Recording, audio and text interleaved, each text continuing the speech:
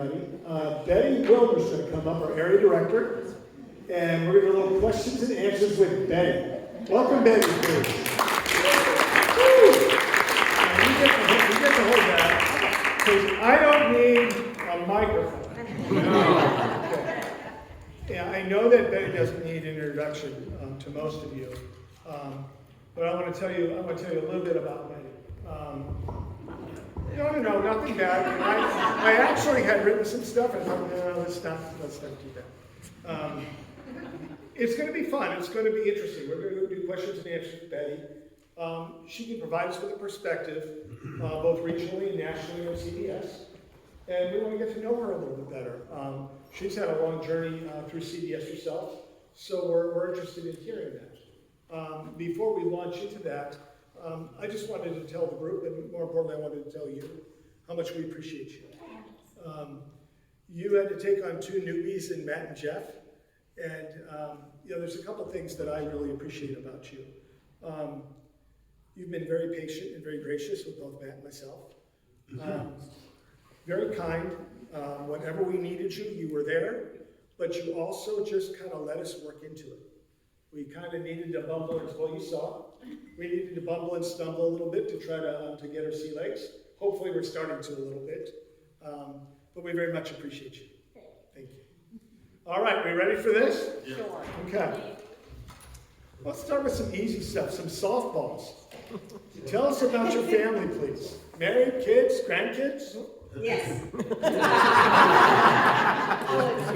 I knew we should have practiced this. Okay, I'll elaborate. Okay. My husband Bob and I have been married for 43 years.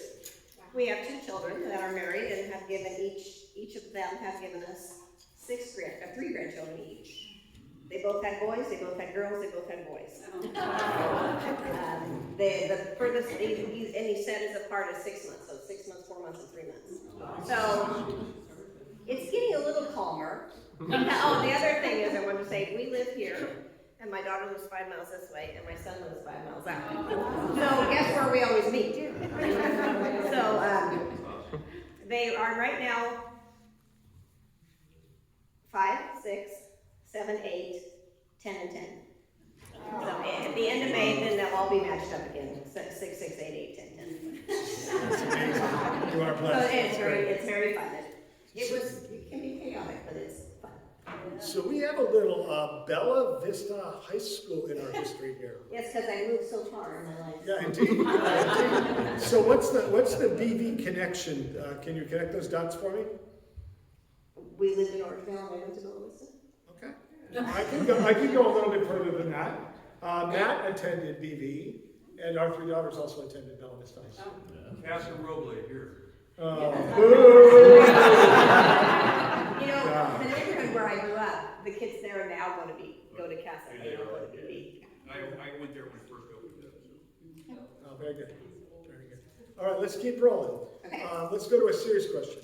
When did you invite Jesus into your life, and what were the circumstances? Well, that's interesting because I meant to say this about Bella Vista. My first day, freshman year in Spanish 1, I met a gal who is in CDS with me today, and we were in each other's weddings and all that business, raised kids together, and she was a Christian, and I was not, and I just knew something was different about her, and so at the end of that year, I wrote something in her yearbook. She let me. That's awesome. So when growing up, my dad was in the military, and he was stationed at Mather, and he was an officer, and I didn't understand all this at that point in my life, but as an adult, my brother explained to me, because my dad retired when I was only 6, so I was born in Omaha, and we moved here. My siblings are all born in different places, and they all moved. My mom and dad moved 25 times in 25 years. Wow. So we went to church every Sunday on days because that's what you did, not because they had a relationship with Christ, but it's because it was all about appearance. So when we moved off base, we didn't go anymore, and I was only 6, so I didn't really put 2 and 2 together. But when I started going again, I recognized that I had a foundation from early childhood. I knew the Lord's Prayer. I knew John 3:16. I knew some things that I didn't really think about ever again until I was confronted with the difference I saw in Hawaii. That's So, awesome. that's the BB connection. Well, yeah, there you go. That was not planned, but that was good. Thank you for that. Okay, here we go. How did you learn about CBS? How long have you participated? And do you remember the very first book you studied in the first year? Okay, so I joined CBS in 2000. So this is my 23rd year. Wow. So before that, previous to that, I had done Bible study fellowship. Okay. And in Bible study fellowship, there's a certain number of years. At that time, it was 6, I think. And once you did those 6 years, if you weren't in leadership, they kindly asked you to leave because you were taking a spot that somebody else could have. And so somebody told me about CBS. I came to CBS. Not the typical way of somebody inviting somebody. I came by myself, but that was fine. Was that your way of avoiding which book you studied first? No, I looked it up. It was, I thought I could trip her up, but this is not no, working. it was Matthew. It was Matthew, and Marcus Calvert was in my class. Wow. Right across the way, right here. Oh, that is so cool. Yeah. I love that.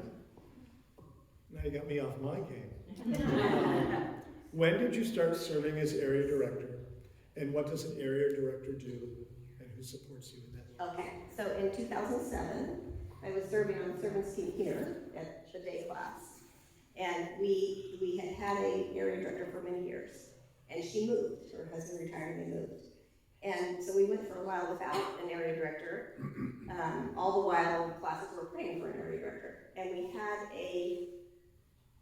at that time they called him a regional director. Her name was Linda. Her name is Linda. And she came to our end of the year servants team meeting and called a couple weeks after that. And she said, I was calling to see if you would be willing. What she said was not what I heard, but what I heard was, I was calling to see if you'd be willing to pray about being an area director, but what I heard was, if you would be willing to pray for an area director. Oh. And I said, oh, Linda, we've been praying. We've been praying for an area director. And she said, no, so then she kind of made it clear, and I was like, are you sure you called the right person? I really don't think so. It sounds like how I asked to talk to you the first time. Well, typically, exactly, and that's the kind of response we want, because if we're like, oh, sure, I could do that, then where's your dependence on the Lord? If you think you can do it in your own power, you're sadly mistaken.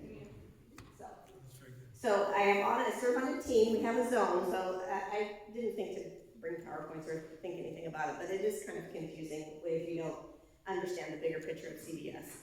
So we are in the Pacific, our class is in the Pacific Northwest zone, and that includes Washington, Oregon, Idaho, Washington, Oregon, California, Nevada. California only down to like Bakersfield, and Southern California is in another zone, and Alaska. And we actually have a class in Alaska. It's an in-prison class, and they have more women coming every week. It's fabulous. They have a lot of obstacles. They don't always necessarily get to go in every week, and lots of things. It's a different kind of ballgame when you're doing it in prison. But we have 3 ambassadors in our area, in our zone, I should call it. So my shepherd is called a zone director. She used to be called a regional director, now she's called a zone director. And Kathy Coop is the other area director in this area. Sure. And then there's some in the Seattle area and in Oregon. And we meet on Zoom once a month. We have a great team, and we support each other with prayer and things like that. And then our shepherd is Denise. Her name is Denise Gardner, and she's our zone director. That's awesome. And Lord willing, someday she'll come visit. It's cool to kind of get the bigger picture, isn't it? Yeah, so then there's zones all the way across the United States. Okay. What other groups of CBS do you oversee? So I oversee the day class here that meets here. And this class, and I also, right around COVID, CBS reorganized, and an area director used to be, I used to be area director for women's day classes only. Not an evening class, not a co-ed class, you know, nothing like that, or a student class. They all have different area directors for each thing, but like you could have your area director in this class used to be somebody who lived in San Jose, so you probably never saw them. But I had the class that meets in Nevada. The only class in Nevada is in Carson Valley, and I had that class. It's about a 2.5-hour drive, and I love that class because I've had them for so long, but also they're a 2-day class, so they have Leaders Council on Tuesday and class on Thursday. Well, I'm supposed to visit each of those things twice a year. Well, I'm not gonna go up on Tuesday and then go back on Thursday, so I go on Tuesday and I stay till Thursday and I come home after class. So that affords me the opportunity really to get to know them a lot better. I stay with the teaching director, and anyway, so when they reorganized and made an area director of an area, like Roseville, they would no longer be my class, but we never found an area director for that area, and so they graciously let me still have them. So I still go up. I try to go in the fall before the snow comes, and I try to go in the spring after the snow's done. So far, one time I was delayed coming home, but otherwise it's been okay. Now, based on that answer, I'm gonna cringe on the next question. I have absolutely no idea who put these questions together. Not me. So why is the Roseville evening class the best class? Oh, I'm sure it's because of being that. No, it's because the word is handled with care and the truth is taught. There you go. And God knows when that's happening. Thank you for that. Paint a picture for us, Benny. What is going on at the national level of CBS, which will likely be implemented over the next several years? Okay, well, CBS for the last couple of years has been really focused on our next generation because, as we see in churches and everywhere, you know, we're getting older. There's not a lot of young people out here. So they're really concentrating on the young. And I know Lisa has talked about this. It's correct because we all know Lisa is what is she? The young adult advisor to Northern California or Northern America.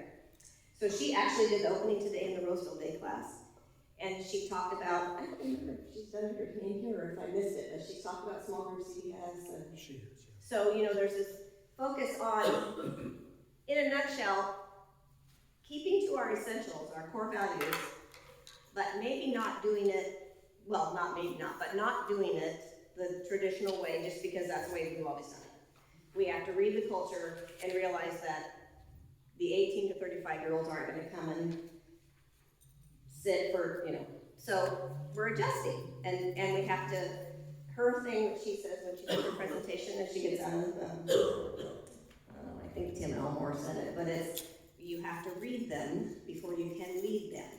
So it's just like evangelizing, right? You have to get to know the culture and the people before you can tell them about Jesus. So that's exactly what it is. You know, we're Northern America's mission field again. You know, we're not far from being like the earth is. So that's what's exciting, and because CBS is concentrating on that. You know, where the other stuff is still being taken care of, it's not like other stuff is going by the wayside, but that's a big focus, is young adult ministries. Very good, thank you. Last question. Can you point to one or two examples of the differences in CBS in 2024 compared to when you first started? Sure, so I mentioned one, they reorganized one area director, who an area director shepherded. It wasn't just one kind of class, it can be any class that's in my area. I had it in prison in Folsom until they closed it. The prison just all of a sudden shipped the women to another facility. So they were there 1 week and said, you can't come next week, you're not gonna be here. I mean, it was that quick. It was very sad. The gal that was leading it she's thinking of moving to Carson because there's a prison there she can minister to the prisoners there. So, you know, there's other types of classes. We have student classes and we have after school kids classes. We don't have any of those in our area, but we would love to see, you know, we would love to see those types of classes for students. You missed one question and I had a funny answer for it. Do you know which one it was? You want me to tell you the question? All right, I'm going to ask the question. Okay. I thought I would take the high road, but Betty, clearly you accurately perceived that Matt would be best served in an assistant role. Why do you think that Jeff is so superior to Matt? I'm going to regret this. I don't even know my answer, they're already laughing. So here's my answer. I do not think Jeff is superior because Matt has a book in the Bible. And with that, ladies and gentlemen, Ready Wilner. Thank you very much. We're the Sistical. Have a great one, everyone. Boy, I walked into that one, didn't I?